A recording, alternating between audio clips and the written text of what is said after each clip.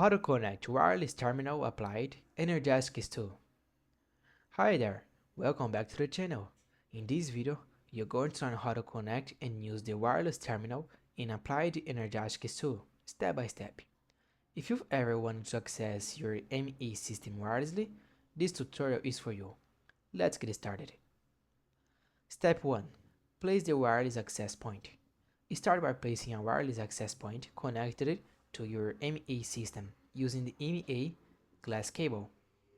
This is what lets the wireless terminal communicate with your network. Step 2. Place the security terminal.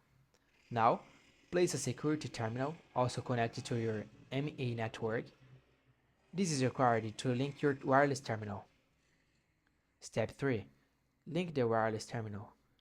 Take your wireless terminal and right-click on the security terminal. A message will confirm it's linked. Step 4.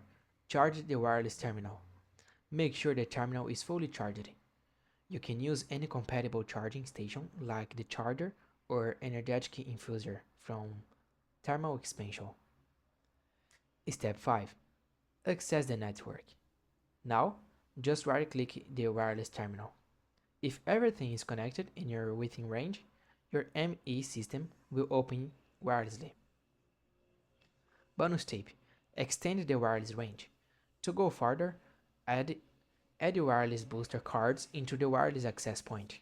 Each one adds 8 blocks of range, up to a maximum of 512 blocks within 64 boosters.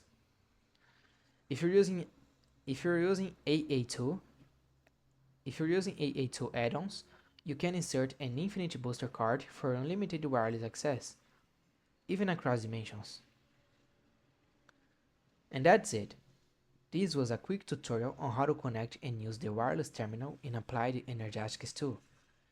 If you found this tutorial helpful, please don't forget to like the video and subscribe to the channel for more tips like this. Thanks for watching, see you in the next one.